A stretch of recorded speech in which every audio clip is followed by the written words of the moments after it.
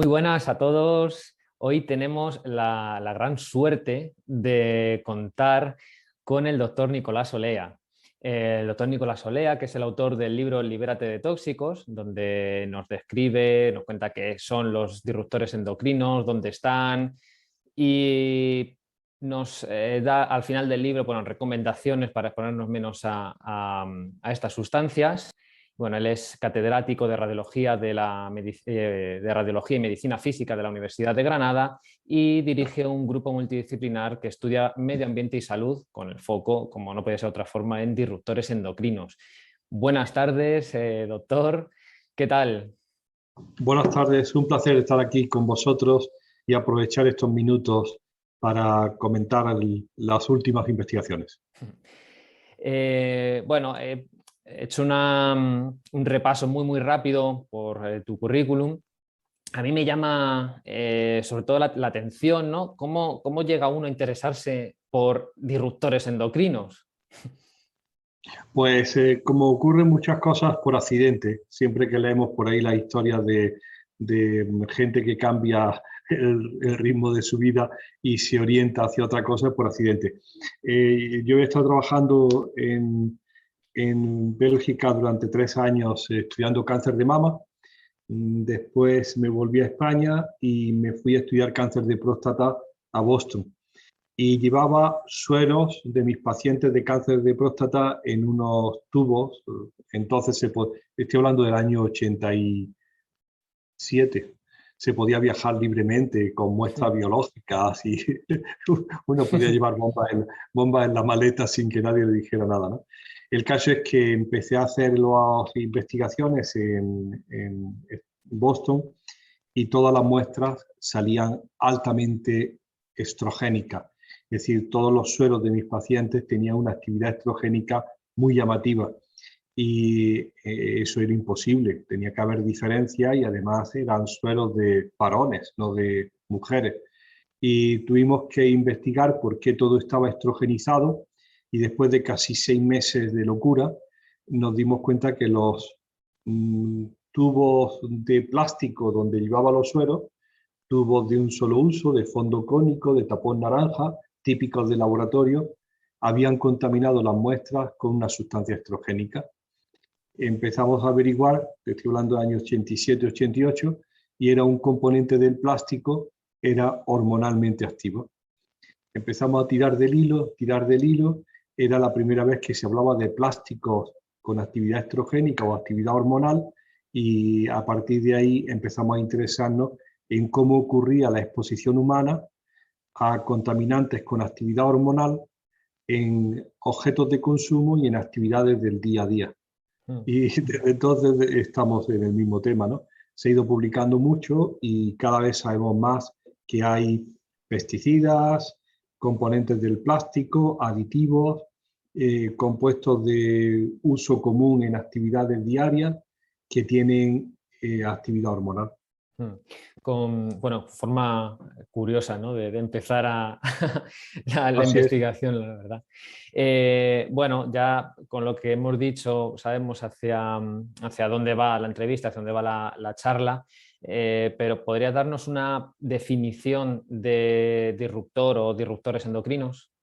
Pues sí, mira, hay definiciones oficiales de la Organización Mundial de la Salud, que se publicó la última en el 2013 y quizá es la más oficial, y dice que es cualquier sustancia química contaminante ambiental que una vez dentro del organismo produce cambios en la fisiología por efecto hormonal o lo que es lo mismo alterando la función endocrina. Eso lo sabemos todos, ¿no? Cuando se organizaron los organismos multicelulares como somos nosotros, pues unos órganos se tienen que comunicar con otros y o bien lo hacen con el sistema nervioso central y periférico o bien lo hacen con mensajeros químicos, que son las hormonas. El ovario se comunica con la mama, el testículo con el músculo, todos se están relacionando, liberando unos a sangre esos mensajeros químicos que tienen un receptor en el otro tejido, en las células del otro tejido. Y esas hormonas están muy bien definidas, son muy específicas, están muy bien diseñadas y lo mejor de todo es que se conservan en todas las especies. El estrógeno de la yegua es el mismo que la mujer, la hormona tiroidea de la rana es el mismo que la de la especie humana, es decir, que son moléculas muy constantes y probablemente diseñadas a lo largo de miles o millones de años, ¿no? Pues bien, lo que ocurre con la aparición del desarrollo de la química de síntesis en los años finales del siglo XIX y todo el siglo XX es que se inunda el ambiente de nuevas sustancias químicas de diseño que participan en miles de procesos y algunas de ellas, pocas, no más de 1000, sabemos hoy que interfieren con las hormonas, es decir, por una maldita casualidad interfieren, porque no estaban diseñadas con ese objeto, ¿no? Interfieren en la función hormonal. Y esos son los disruptores endocrinos. Es una mala traducción del inglés, endocrine disruptors, pero bueno, como existía el adjetivo castellano disruptivo, pues la gente lo entiende, ¿no? Sí, al final se podría resumir, ¿no?, que son sustancias que alteran este sistema de comunicación que tiene el organismo entre sus partes. Así, Pablo, un alumno, ¿no? un joven, hace unos pocos días en una conferencia me dijo, que hackean el sistema hormonal. Y dije, hombre, perfecto, lo incorporaré porque es mucho más elegante, mucho más moderno el término, ¿no? Hackear. ¿Verdad? Estas hormonas, estas sustancias hackean el sistema hormonal. Fíjate que volviendo al punto de origen donde empezasteis a investigar sobre este tema, el mundo hospitalario está lleno de plástico y es uno de los, Un verdadero componentes. problema. Un verdadero problema. Y además tenemos que agachar la cabeza porque realmente se está dando una situación de parálisis por no saber cómo actuar.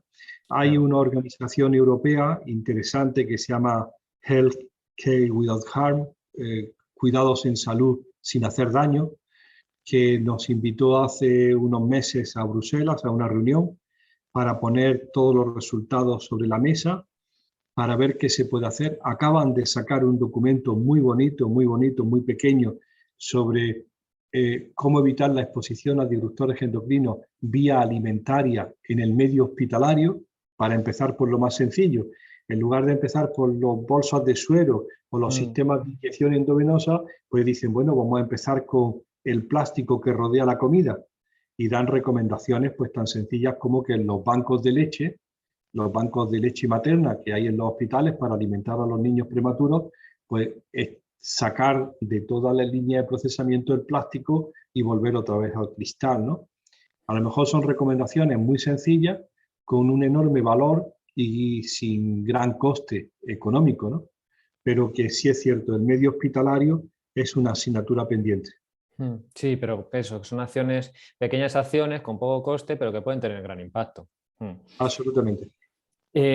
Bueno, y además del mundo hospitalario, en cotidianidad, en el día a día, ¿dónde tenemos estas sustancias? Pues nosotros, y en el libro, como tú decías al principio, cuando tuvimos que dar recomendaciones, eso fue lo más difícil, cuando dijo el editor, bueno, tendrás que hacer una guía de recomendaciones, ya te has despachado, ahora tendrás que decir cómo remediarlo. Pues proponíamos diferentes escenarios, ¿no?, que son proporcionales a cómo ocurre la exposición. El primero de todo es los alimentos. Y lo más clásico de la disrupción endocrina viene por el residuo de pesticidas en los alimentos. Los pesticidas que a ti ni te sonarán porque eres joven, pero que son antiguos, el DDT, ¿de acuerdo? Son pesticidas de los años 60 con un uso enorme, o la clordecona, o el hexaclorohexano, o incluso el lindano, o el endosulfán. Son pesticidas ahora prohibidos en muchos países del mundo, en algunos se mantienen para el tratamiento de la malaria. El caso es que esos pesticidas son disruptores endocrinos y fueron los primeros en donde se tuvo la sospecha de asociación con un efecto hormonal. Bien, todo eso eran residuos en los alimentos, y entonces lo que se empezó a aprender y a exigir era que se controlara el residuo de pesticidas en los alimentos y que no supusieran una forma inadvertida de exposición de la población general. Bueno, pues siguiendo con el mismo tema, pesticidas más actuales, mucho menos tóxicos, menos persistentes, de más fácil metabolismo y eliminación, también son disruptores endocrinos. Ahora acabamos de publicar pues, un pesticida que fue prohibido en la Unión Europea el 30 de enero del 2020, es decir, hace un año y medio, ¿no? Que es el clorpirifos. Clorpirifos ha sido muy usado, sobre todo en los cítricos y en la hortaliza, y la Unión Europea ya ha acumulado tal cantidad de evidencia de daño, entre ellos el daño hormonal, que lo ha sacado del mercado. Entonces, contestando a tu pregunta, Pablo, la clave, primero la alimentación, que no haya residuos de pesticidas ni de contaminantes vía alimentaria.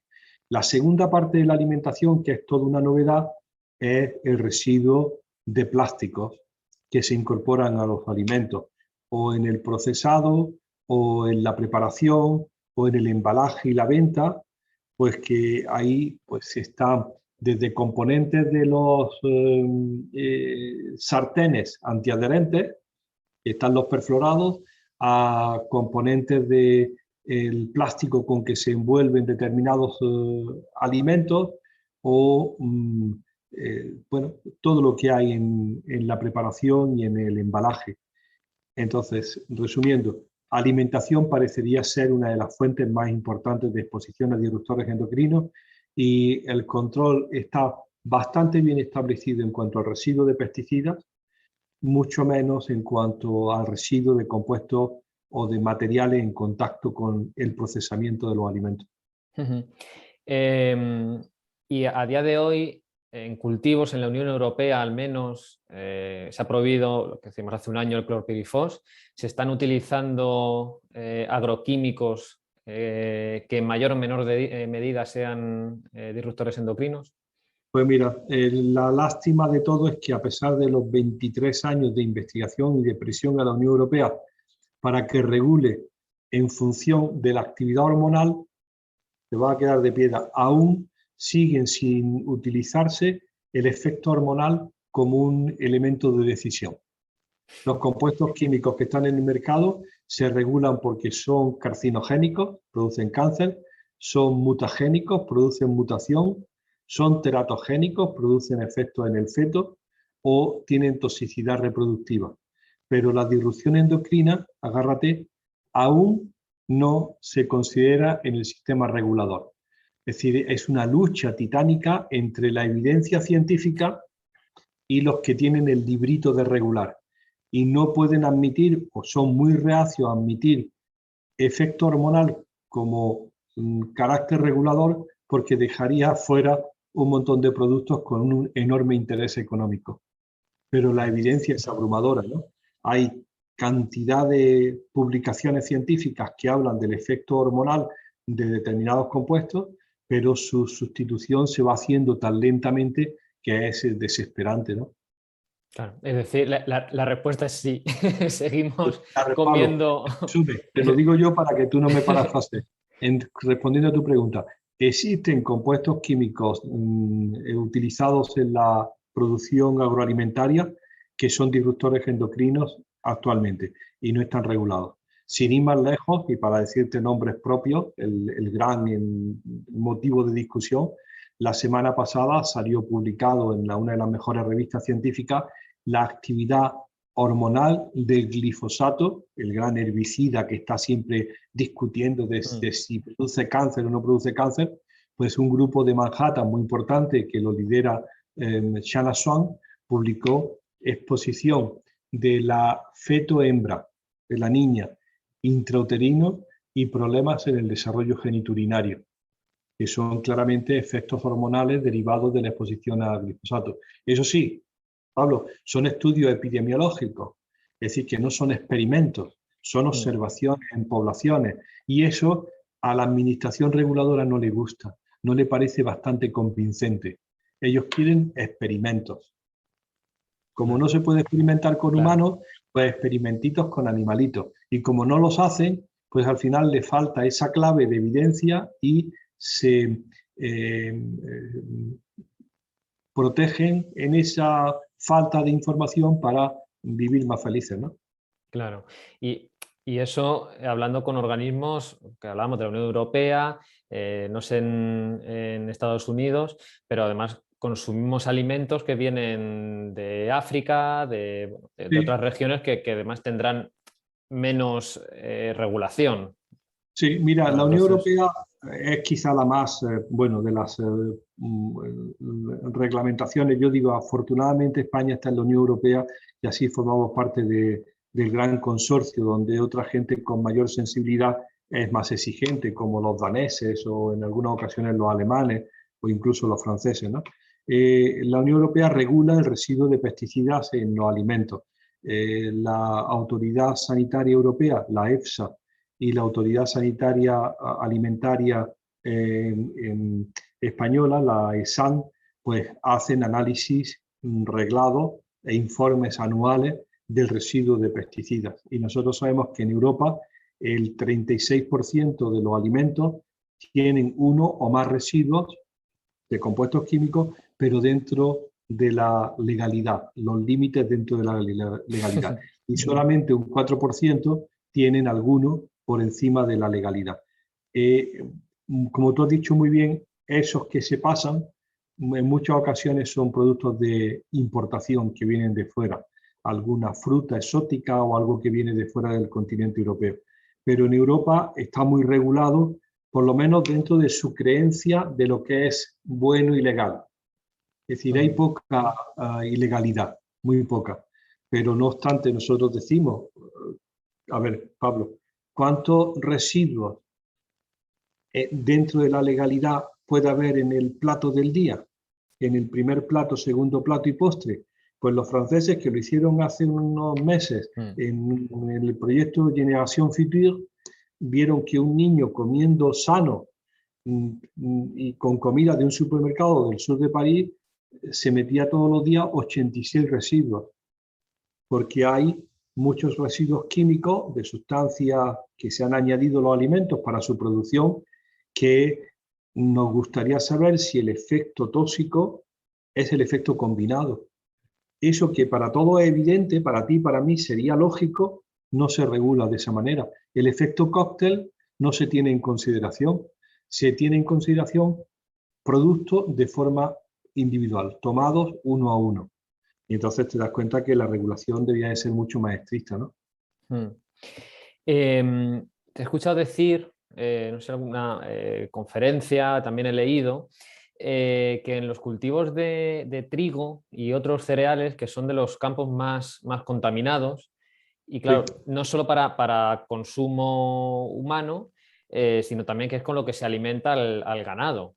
Entonces, al Sí, hay, final comemos también mira, animales. el cereal es un problema enorme y la Unión Europea le ha tirado de la oreja a España en varias ocasiones, fundamentalmente por los fertilizantes. Se utilizan muchos fertilizantes en el cereal y uno de los elementos químicos que más frecuentemente se encuentra en el cereal es el cadmio, un elemento químico. El cadmio es tóxico, es neurotóxico y es nefrotóxico, es decir, un elemento incluso carcinogénico de segunda categoría.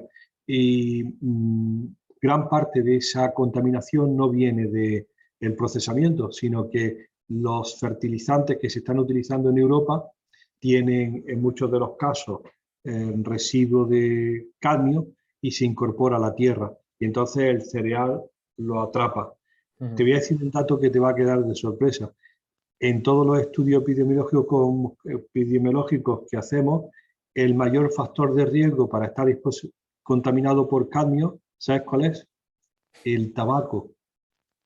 Y probablemente porque se utilizan, eso es una sorpresa para nosotros, porque probablemente no hay la restricción de lo que es un alimento cuando se trata de tabaco, porque estás cultivando un vegetal que no tiene uso alimentario, que no es para la población general, sino que es para los viciosos.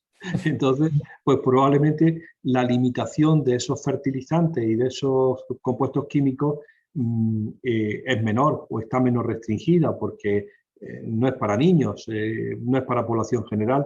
Y siempre que hacemos todos los estudios, la mayor fuente de exposición, el mayor riesgo es ser fumador para el cadmio.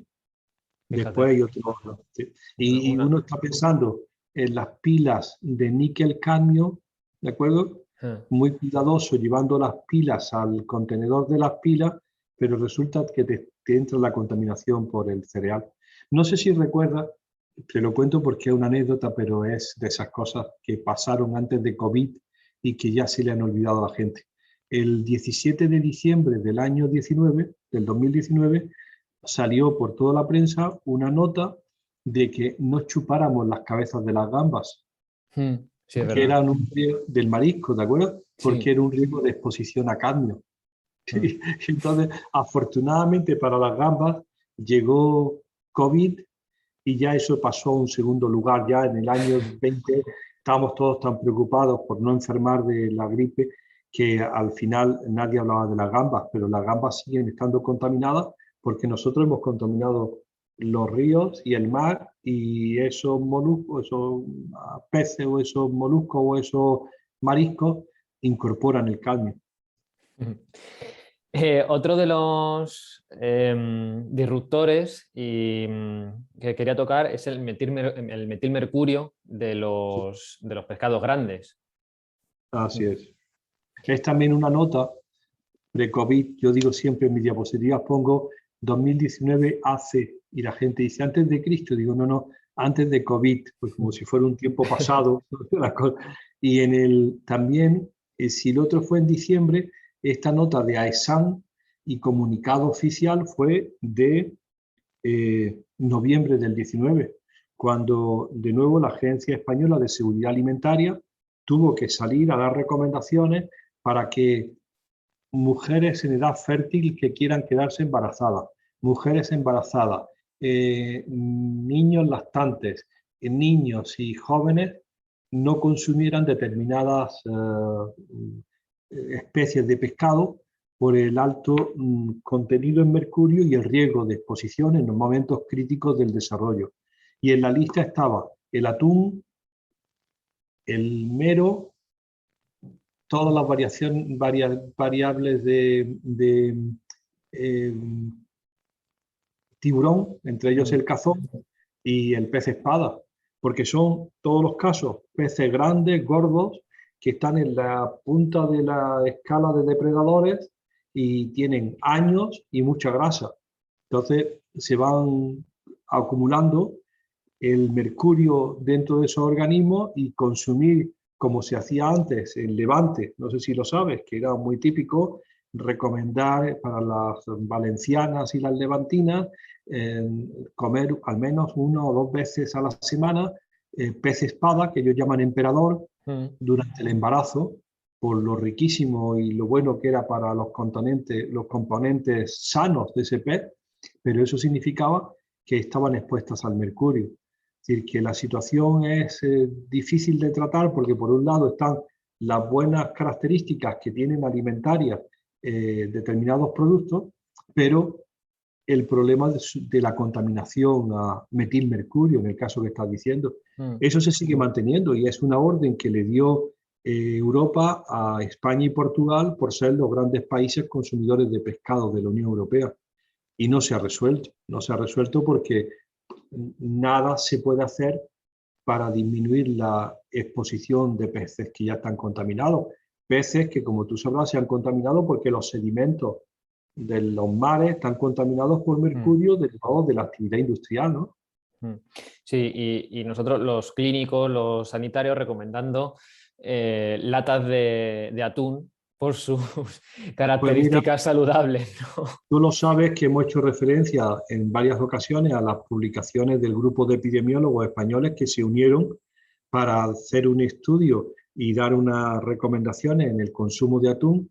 Lo hicieron en una revista internacional, parece que nadie lo leyó, lo volvieron a publicar en una revista española en castellano, por si acaso es que la autoridad no sabía leer inglés, y ahí está, es una publicación de referencia. Fundamentalmente se alarmaban de la mala calidad del pescado que estaba enlatado, sobre todo el barato, ¿no?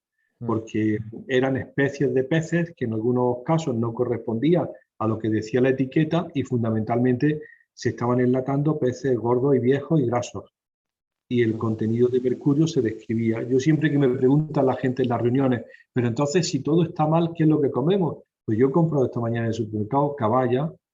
La caballa sale en la lista de todos los contenidos de mercurio, la que menos, me refiero de los peces enlatados, porque es pequeña, pasa por atún, es decir, tiene el sabor y la presentación muy similar al atún, que va muy bien en los bocadillos y en la ensalada, pero tiene unos niveles mucho más bajos porque, según parece, la caballa está muy abajo en la escala de depredadores, ¿no? Es pequeña y no tiene la contaminación que el resto del pescado enlatado.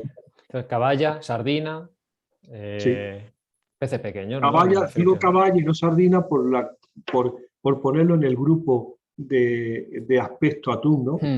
Porque el aspecto atún, la sardina a lo mejor es más difícil para que un muchacho, un estudiante de segundo de carrera se haga una bocadillo de sardina, ¿no? A lo mejor es un sabor, pero en cambio, ya lo has visto, ¿no? Están comiendo hasta 3, 4 y 5 latas de atún a la semana porque es tan sencillo de preparar y tan agradable de gusto, pues cuando dice, ¿cuál es la alternativa?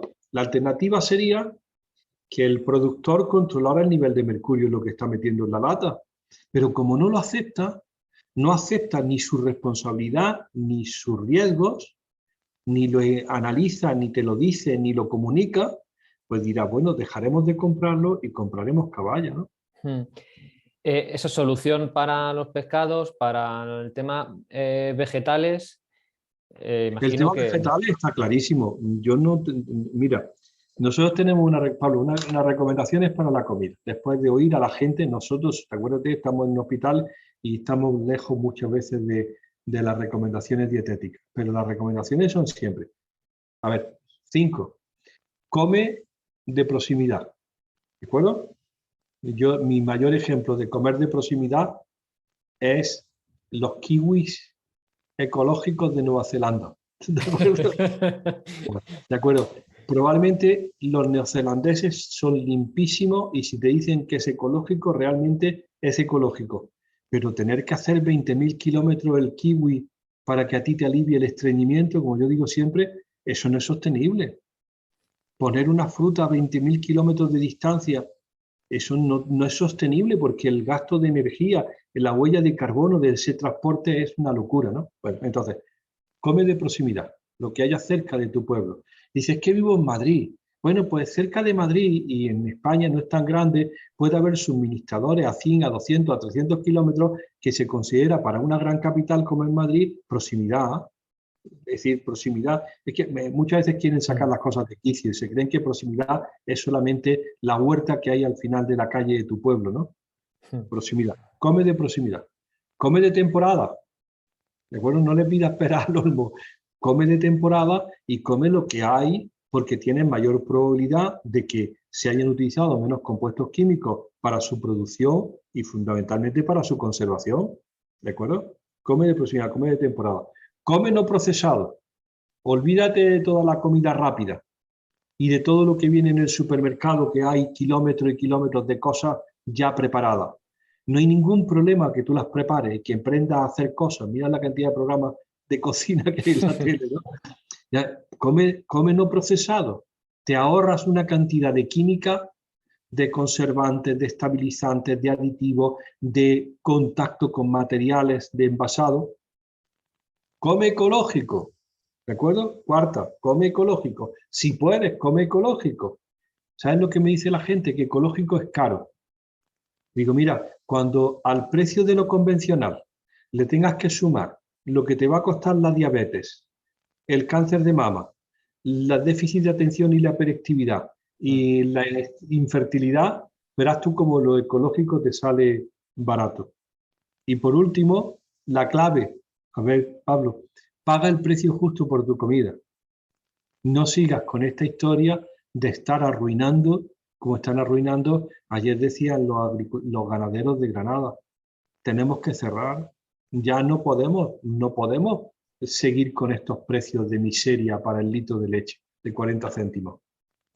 Si tú la vas a pagar después a un precio justo, tendrás lo que tú te mereces. Entonces la historia es pagar el precio justo por tu comida para que el que está produciendo lo pueda hacer con la seguridad y la calidad que tú te mereces, ¿no? Sí, sí, sí. Dices que tenemos que ahorrar. Bueno, pues si tienes que ahorrar, ahorra en telefonía, por ejemplo. No pagues 112 euros de teléfono mensuales, ¿no? El Claro. otro día me dijeron una cosa, Pablo, que para tu gente le interesará. En los años 60, el 60% del presupuesto familiar era comida. Ahora es el 14%. ¿De acuerdo? Ahora es el 14%. Es El resto, demoledor. el resto es telefonía, ropa, no sé qué. Mm. Es decir, que en algún momento tendrás que poner la comida en su justo lugar porque es clave para ti. Claro. No, y luego eso, luego súmale el costo de todas las enfermedades. Hombre, si eso lo pudiéramos contabilizar, ya se está haciendo, ¿no? El Mm. grupo este de Leonardo Trasán de Manhattan le ha puesto un número, se ha sentado y ha dicho, bueno, a ver, disrupción endocrina, vamos a ver cuál es el peso en enfermedad. A mínimo. Mm. El 3% de la obesidad, el 5% de la diabetes, el 6% de la esterilidad. Dicen, sí, de acuerdo, lo admitimos. Le echan números y dice, estos son billones de dólares. El pagar la factura de esa enfermedad es billones de dólares. Tienes que empezar a remediarlo. En Europa no, pero en Estados Unidos los primeros que se han puesto muy nerviosos cuando le han hecho números son las compañías de seguros. Que dicen, no Claro. podemos pagar esa factura. Mm. Cambiamos al siguiente no tema, al siguiente sitio, ¿no? De donde nos puede venir disruptores endocrinos, en la Sí, cosmética. Yo sobre todo, bueno, había destacado los filtros solares, sí. ultravioleta, los filtros solares, las cremas, porque, bueno, pues creo que puede ser interesante que al final hay un debate ahí entre el sol, los beneficios y no quemarte, ¿no? Sí. Mira, de disruptores endocrinos en cosmética y productos de cuidado personal están muy bien estudiados y además el gobierno danés hizo y publicó, yo te lo haré llegar, una listita hace unos 5 años de los compuestos claramente disruptores endocrinos que estaban en la formulación habitual, ¿de acuerdo? Sin ningún gobierno tuvo la franqueza de hacerlo y dijeron, bueno, pues esta lista de 28 compuestos no deberían de estar. La Unión Europea, como siempre, a paso lento, va eliminando algunos de ellos. Hace unas pocas semanas, bueno, meses, sacaron las dimeticonas, las siliconas. Tú has visto, todos los cosméticos tienen el INCI, que es la declaración de ingredientes, obligatoria para toda Europa y todo el mundo. Ese INCI se puede más o menos leer, bueno, tienes que tener 3 carreras, ¿no? Entre farmacéutico, sanitario, químico, analítico e inglés, Sí. pero bueno, puedes sacar. Pues ahí está la dimeticona, que tiene varios nombres, y las D4 y D5 están prohibidas a más del 0,1% en la formulación de los cosméticos, por el impacto ambiental, dice la Unión Europea. Dice, ¿y el impacto sobre mis niños? No, porque como se utilizan en los geles de baño y en los champús, son cosméticos o productos de cuidado personal de washing off, que son de enjuague y no les queda nada. Y tú te acuerdas tu niño cuando sacaba la lengua y se bebía todo lo que le caía por la boca, ¿no? Y le dice, ¿de qué está hablando, no? El caso es que de esa lista de 28 compuestos algunos van cayendo. Algunos de los talatos, también algunos de la dimeticona que te decía, el triclosan algunas veces está regulado, el resorcinol, pero está el gran punto duro que son los 3 grandes grupos mayoritarios de filtros ultravioleta, comunes en muchos cosméticos, sean o no para tomar el sol, porque algunas veces es tan estúpido que están formulados en cremas de noche y dice, ¿y para qué quiero un filtro ultravioleta en una crema de noche? Bueno, pues están formulados. Y son oxicinamatos, canfenos y parabenos, ¿de acuerdo? Nosotros lo hemos medido y benzofenonas, en lugar. Oxicinamatos, canfenos y benzofenonas. Los parabenos son conservantes. Lo hemos medido y lo hemos evaluado y están en la orina, en la sangre, en la leche materna, están en cualquier fluido biológico. Es decir, la exposición a esos compuestos es mayoritaria. El efecto biológico de unos cuantos de ellos es llamativo, porque tienen efecto hormonal. Unos son estrogénicos y los otros son antiandrogénicos. Y le dice, esto no puede seguir así. Bueno, pues no hay... Los dermatólogos miran para otro lado. ¿De qué estamos hablando? Los reguladores siguen que no está probado que esto tenga efecto y nosotros venga a demostrar la exposición que ocurre en el día a día. Y entonces cuando nos preguntan las madres, ¿o qué hacemos? Pues sí, pues disminuye el uso de cosméticos con filtros ultravioleta. Si quieres y es absolutamente necesario, o tú usa filtros físicos como el dióxido de titanio o el dióxido de zinc, que son filtros que les gusta menos a la gente porque dan un aspecto más de yeso, pero que no tienen el problema de la disrupción hormonal. Es decir, primero tendríamos que convencer a los dermatólogos que se dieran cuenta de cuáles son los riesgos de exposición, pero no quieren acceder a esa información. Se cambian de acera cuando les presionamos. Y si es así, pues entonces, como es muy difícil para el consumidor pasarse el día con la aplicación del móvil leyendo códigos de barras o composiciones, pues nosotros nuestra propuesta es, mientras que el Estado europeo o los Estados europeos deciden, mientras que los dermatólogos se convencen, la mejor manera de disminuir la exposición es buscando líneas de cosméticos de alguien que tenga la misma preocupación que tú y que haya leído cuál es la composición y procure eliminarlos, ¿de acuerdo? Y por supuesto que hay por ahí bastantes laboratorios y tiendas y gente que entiende cuál es la problemática y buscan cosméticos secos o vías o líneas, es la mejor manera, ¿no? Porque si no, para el sol, como tú has dicho al principio, lo mejor es evitar la exposición, ¿no? Sería lo más lógico como sanitario. Pues si tiene un niño con sensibilidad y que se quema con facilidad, en lugar de embadurnarlo en un cosmético con componentes no fiables, ponle una camiseta de protección solar de cuerpo entero y evita el sol, como ha dicho siempre la Asociación Española, no, el IARC de Lyon del cáncer, el instituto, no tome el sol entre las 12 de la mañana y las 5 de la tarde, que produce cáncer. Que lo dice así clarísimamente, de siempre. El gran asesino es el sol porque produce cáncer de piel, melanoma y no melanoma. Es decir, pero ¿cómo le puedes decir eso a una sociedad que ha montado su éxito económico en vender sol? Y después pero Pablo, con unas situaciones paradójicas como que después no tengamos vitamina D. Claro. Y yo, claro, y yo digo, ¿y entonces cómo hemos sobrevivido hasta aquí? Si, pues mira, sin filtros del Pablo, sol. pues tú no sabes cómo ha sobrevivido.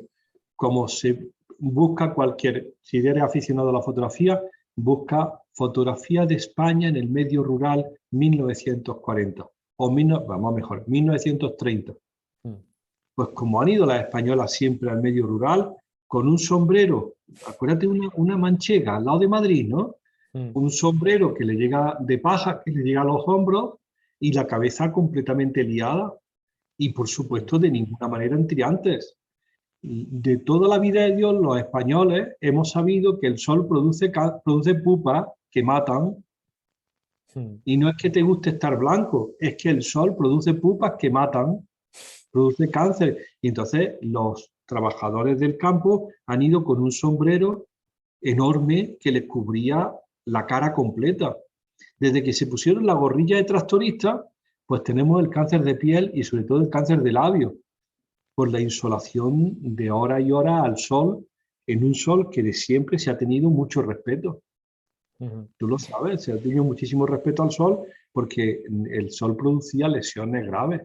De pronto llegan los años 50 y 60 y aparece la industria del sol y el estar moreno y empieza a aparecer como está subiendo el cáncer de mama, melanoma y no melanoma, pues sube como la espuma en España. Y no sé si conoces, bueno, un día lo hablaremos, un anuncio que hicieron los daneses el año pasado sobre los daneses que vienen a España a tomar el sol y llegan quemados y con mayor riesgo de cáncer de piel, y entonces decían los daneses hablando con mucho acento, por favor, españoles, adopten a un danés y no le permitan que se queme en la playa, ¿no? Lo de sol es un problema cultural muy importante, pero porque hemos cambiado las reglas del juego, ¿no? Claro, y además que son exposiciones puntuales y pasamos de estar todo el año metido en interiores, con mucha ropa, incluso en verano tampoco nos da el sol porque trabajamos en interiores, y los 15 días de playa todo el cuerpo expuesto. Entonces, sí, eso es una locura, ese modelo. Y además te voy a decir una cosa que los dermatólogos admiten, y es, cuando te proteges con una crema frente a las quemaduras, tu sistema de alarma, que era quemarte, no te está advirtiendo. El sistema de alarma que tenía el organismo de que te estabas pasando era quemarte, te estabas quemando. Pero ahora te pones una crema que no protege frente al cáncer de piel, pero evita la quemadura, con lo cual admiten más dosis de radiación solar. Es decir, no vamos por buen camino. Los dermatólogos, el problema grave que tú ya sabes, que el problema sanitario grave, es que la medicina está orientada hacia el diagnóstico temprano, hacia claro. el diagnóstico, y dicen, no, ¿y por qué no lo orienta algo hacia la prevención? Hacia las recomendaciones de cuándo se debe tomar el sol, de cómo tú tienes que tomar el sol en verano entre las 9 de la mañana y las 12, o a partir de las 5 o las 6 de la tarde. Y el resto de las horas del día estás en un sitio protegido. Sí, igual, Esto es o al todo lo menos, contrario. o al menos que sea poco tiempo, claro, y luego pues a las sombras, y al final es que es lógica. Es lógica, lógica. Además hay Eh, otra cosa, te voy a decir un detalle más. Había un profesor mío que falleció ya de dermatología que decía los mayores niveles de cáncer de piel lo tenemos los españoles y los neozelandeses, ¿no? Y de cáncer de labio, ¿no? Y decía, estamos en el mismo paralelo, uno arriba y otro abajo, ¿no?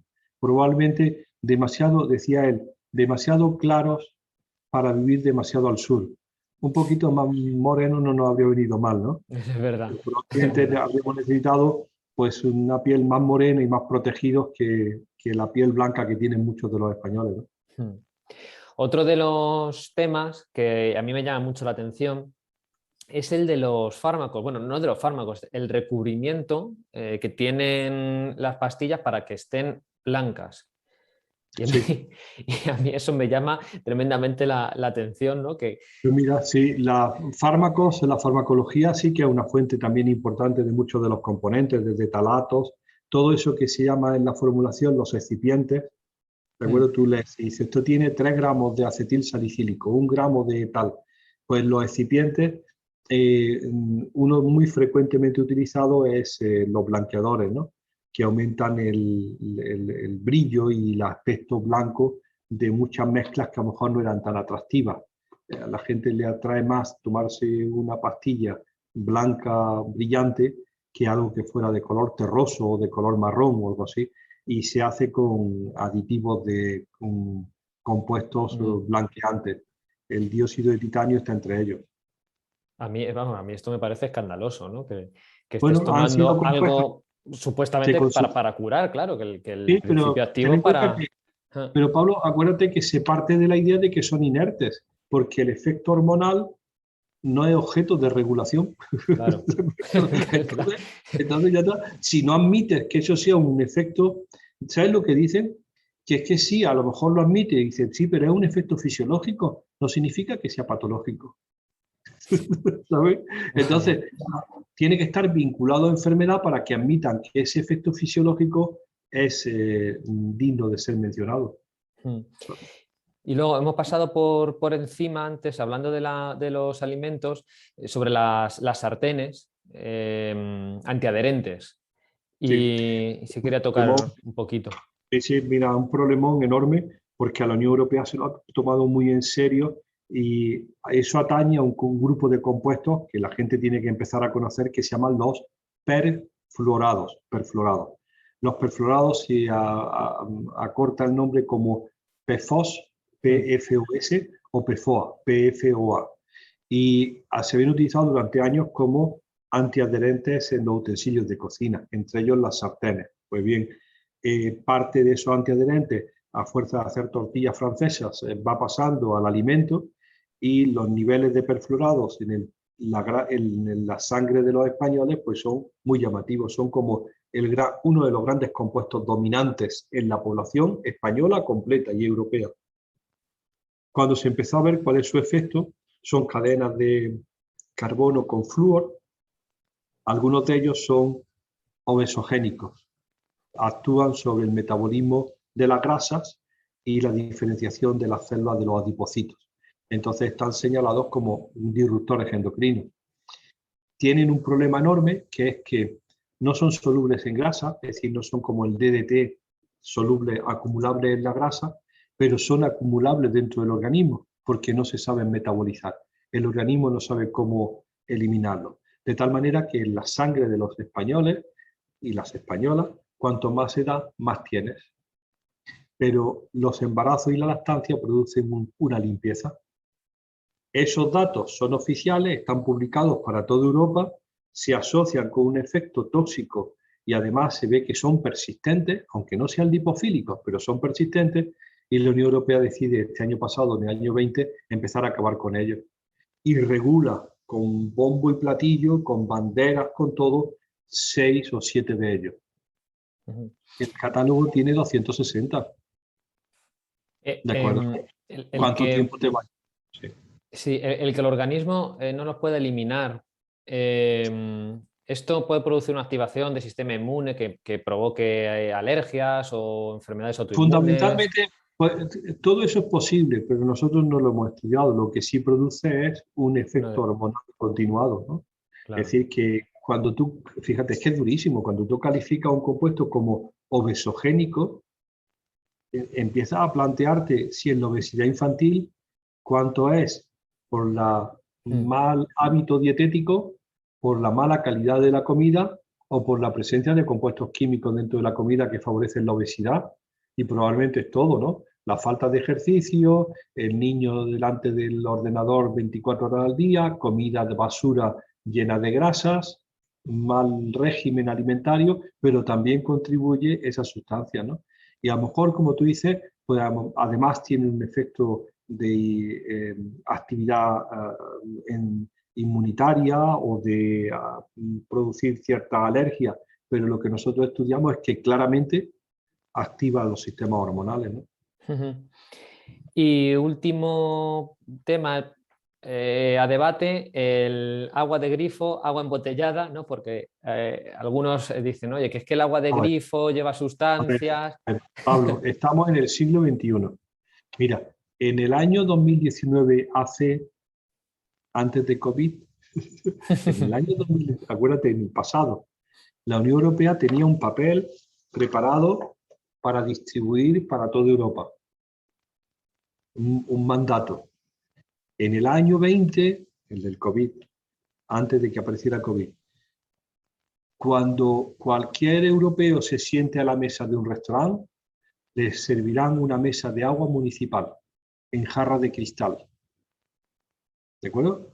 Segundo, en las ciudades, cada 250-300 metros, habrá puntos de bebida de agua municipal pura a disposición de los transeúntes. Estaba escrito, también estaba escrito que se tenían que acabar los plásticos de un solo uso y los platos de un solo uso y los cubiertos de un solo uso. Llegó COVID y todo eso se murió. Porque la gran apuesta es el agua municipal, el agua de grifo, de manija, de manivela, de llave, porque cuando dice grifo no se enteran los sudamericanos, se creen que es un pájaro exótico mitológico, ¿no? Agua de manivela, de llave, como dicen ellos, de llave.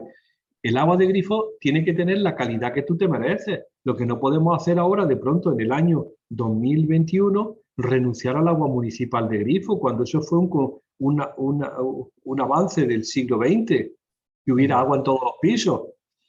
Si el agua de grifo tiene contaminantes, te vas a la puerta del ayuntamiento y le dices, no queremos fiestas patronales y no queremos encierros de toros.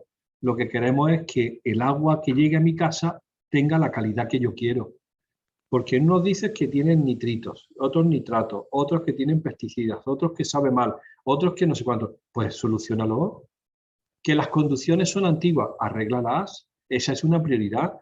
¿Tú sabes cuánto valen 1000 litros de agua de grifo de Madrid? ¿Cuánto? 2 euros, 2 euros. Tu recibo del agua, 1000 litros, 2 euros. Y hay un tipo en el bajo de tu casa que te vende 1 litro a 2 euros. Imagínate si tiene interés en que tú desconfíes del agua de grifo. Está deseando que tú desconfíes del agua de grifo. Cualquier noticia mala sobre el agua de grifo llena páginas en los periódicos. Ya tú pasas, la gente pasa por la cocina, ve el grifo y desconfía, dice, ¿qué va a salir? ¿Qué va a salir? Van a salir compuestos tóxicos. Es decir, hay tal negocio en el agua embotellada que cualquier cosa que se pueda hablar mal del agua de grifo es bienvenida. Yo aquí en Granada tenemos un agua de grifo muy buena, porque tenemos Sierra Nevada y no hay industria, pues no hay razón para consumir otra.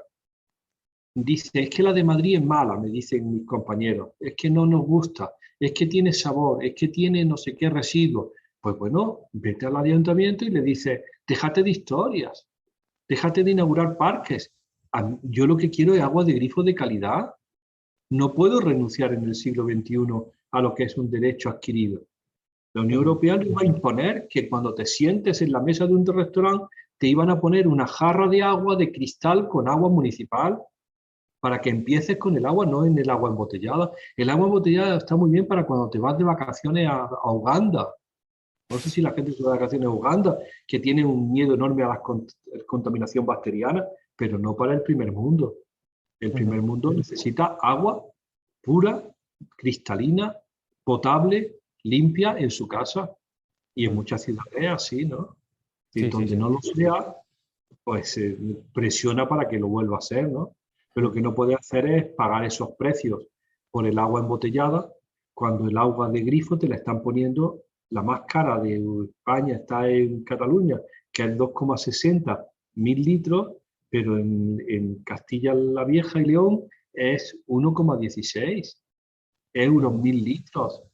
Tú dices, súbelo al doble, pónmelo a 2,30, pero dame agua de calidad. Esa es nuestra opinión del agua de grifo. Sí. Y perdón por el salto atrás, porque hemos hablado de los perfluorados en las sartenes, ¿no? En Sí. los antiadherentes. Pero claro, la pregunta es, ¿dónde cocinamos? Mira, fundamentalmente los perfluorados, eso es muy buena pregunta, los perfluorados están en el envase alimentario. Los perfluorados son lo que hace, tú has visto eso cuando vas a la comida rápida y te dan en una especie de bol donde está la hamburguesa y Sí. no sabes muy bien si es plástico o es papel. Si tuvieras que tirarlo, no sabrías si tirarlo en el amarillo o en el azul. Pues bien, ese recubrimiento que hace que las cosas no manchen, sobre todo la grasa, repelentes de grasa y agua, son compuestos perfluorados. Y los perfluorados se ha usado de ellos en el envase alimentario. ¿En qué cocinamos? Pues mira, cuando nos preguntan lo más seguro es, a ver, te lo voy a decir muy claramente, saca el plástico de tu cocina. Hay 1000 alternativas. Está el cristal para guardar cosas, que ha funcionado siempre muy bien. Está la loza y el cristal para comer, saca el plástico de tu cocina. Y está el metal para los cubiertos. Y después, para lo que son ollas, el acero inoxidable ha demostrado durante años ser lo más inerte que existe. No te tienes que ir, como yo digo, al titanio del Guggenheim, a arrancarle una teja al titanio para hacerte una olla. El acero inoxidable es resistente. Tú lo has visto, Pablo, la olla de acero inoxidable, la olla está en tu casa durante los últimos 17 años y la gente las tira porque ya llevan mucho tiempo con ellas, no porque se hayan estropeado.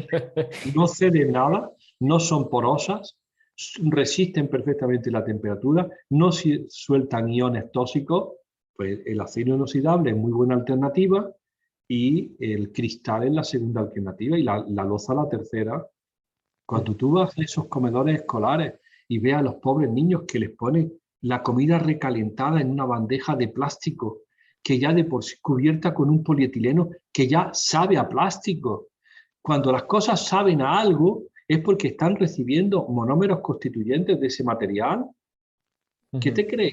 Que son inertes, pero si se desgastan, no metan nunca los plásticos en el frigaplatos, porque el calor los libera parte de sus componentes. Tira la botella de agua de 1,5 litros que tiene para el agua fresca en el frigorífico y búscate una de esas tan bonitas de casera, de cristal, ¿te acuerdas? Ahora hay muchas ciudades de España están vendiendo los ayuntamientos, regalando botellas de cristal para que tenga el agua municipal metida en el frigorífico. Sí, sí, Tú sí. sabes una cosa muy triste, te voy a decir una cosa muy triste que tú verás, que verás cómo venderlo. Cuando vas a supermercados donde hay en barrios de mayor pobreza primero lo que te llama la atención es la obesidad, ¿de acuerdo? Cuando yo era niño, los pobres eran delgados. Ahora, cuanto más difícil es tu situación económica y de la familia, más obesidad ves. Los padres y los niños. Y después unos carrillos cargados de agua. Salen del supermercado con 20 botellas de agua de 3 litros o de 5 litros. Dices, pero ¿qué le estarán diciendo del agua del grifo? ¿Cuál es la impresión que les da? ¿Quién les está informando de esa manera de los peligros del agua de grifo? El agua de grifo ha sido muy segura, tiene más controles bacteriológicos que ninguna otra y si tiene problemas químicos es cuestión de resolverlos en aquellas ciudades que lo tengan, ¿no? Sí. Bueno, nos quedan un montón de temas en el tintero, por supuesto. Para la segunda entrega. Para la segunda entrega, efectivamente. Y solo me queda una pregunta que es más de opinión personal, ¿no? Que sería, ¿qué es la salud para ti? La salud, acuérdate, la definición clásica, me pillas mal, pero la definición clásica ha sido la ausencia de enfermedad, ¿no? Es decir, una salida por la tangente, pero probablemente mucho más que eso, ¿no? Es la sensación, no solamente la ausencia de enfermedad, sino que es la sensación interna de que estás bien con el medio, de que no tienes demasiadas ofensas, ¿no? Ya sea bacteriológicas o químicas o no tienes, estás tranquilo con el medio que te rodea, ¿no? En tu forma de comer, en tu forma de comportarte y algo más que la ausencia de enfermedad, ¿no? Oh, pues hemos aprendido un montón, así que... Pues, Pablo, un placer en la conversación. Ahora, cuando acabe, te voy a enseñar cómo se ha puesto el cielo rojo, porque vaya que lo veo, pero pena que lo vea. Aunque lo tengas que cortar. A ver. ¿Lo llegas a ver? No. No, pero envidia de estar en Granada igualmente. Pues te lo voy a poner ahora porque se ha puesto un cielo rojo precioso, nada más que para despedir el programa. Ahora te lo enseñaré. Muchas Feliz viaje a gracias. ti. Y sí, no, nos quedan temas para una segunda entrega. Pero un placer, A de tu verdad. disposición, Pablo. Un placer. Suerte con la divulgación. Bueno, muchas gracias. Hasta Un luego. abrazo. Un A la próxima. abrazo.